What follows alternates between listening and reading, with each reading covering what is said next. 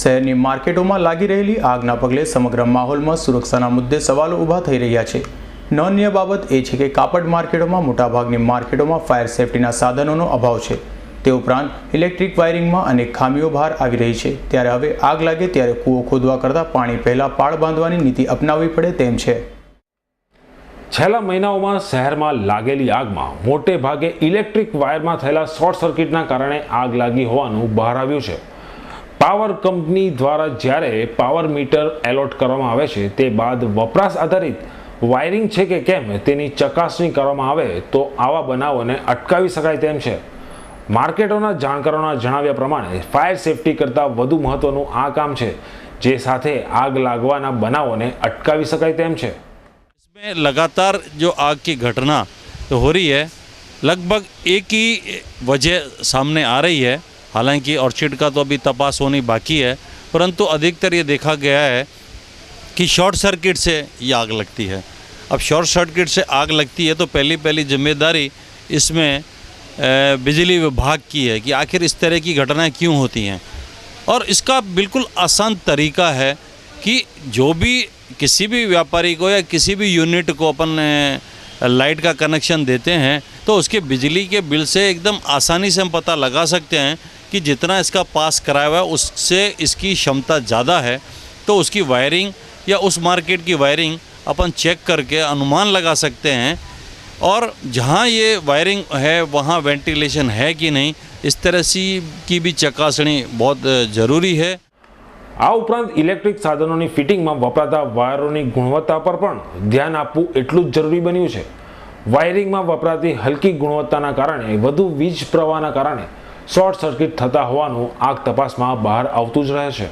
जब भी इंटीरियर होता है किसी भी दुकान का, तो अधिकतर अपन ने ये देखा है कि जो गजर होता है या कॉन्ट्रैक्ट लेता है वो हल्के किस्म की वायरिंग यूज़ करता है, तो उसमें वायरिंग में गर्मी बढ़ती है और गर्मी की वजह से शॉर्ट सर्किट होने की पूरी संभावना होती है, क्योंकि उसमें ये सब रबड़ कोटेड होती हैं जिससे जल्दी आग पकड़ती है और आग पकड़ते पकड़ते वो कपड़े को पकड़ती है।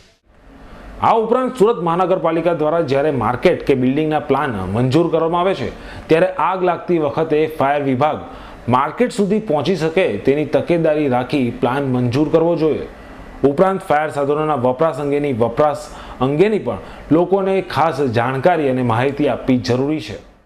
एसएमसी जब प्लान पास करती है उसमें अब उसको ये भी देखना पड़ेगा कि वहाँ फायर फाइटर पहुँच सकता है कि नहीं, क्योंकि उसके पास फायर फाइटर पहुँचने की क्षमता होनी चाहिए। अगर अपने यहाँ मार्केटों में जो भी फायर इक्विपमेंट होते हैं, कई बार तो ऐसा हो जाता है कि आग लगती है तो सब भाग खड़े होते हैं, क्योंकि उनको इस तरह का कोई ट्रेनिंग ही नहीं होता है। तो एसएमसी के पास ट्रेनिंग विभाग भी काम कराया जा सकता है, क्योंकि उसके पास फायर विभाग है, वो उसमें बहुत बड़े बड़े निष्णांत हैं। वो मार्केट की सिक्योरिटी को ट्रेनिंग दे, मार्केट के पदाधिकारियों को बताएं कि भाई अगर अचानक होता है तो आप आधा एक घंटा जो है उसमें तुरंत आप एक्शन लें। एसएमसी के जो रोड रास्ते हैं वो मार्केट विस्तार में खाली हों, ताकि इस तरह की घटना हो तो फायर फाइटर समयसर आ सकें।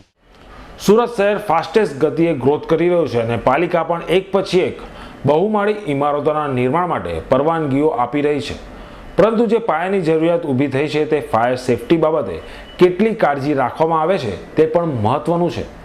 મુંબઈની હરોળમાં આવવા સુરત કમર કસી રહ્યું છે, ત્યારે આવી ઘટનાઓ સામે પાલિકા અને ફાયર વિભાગ સરેઆમ લાચાર દેખાઈ રહ્યું છે।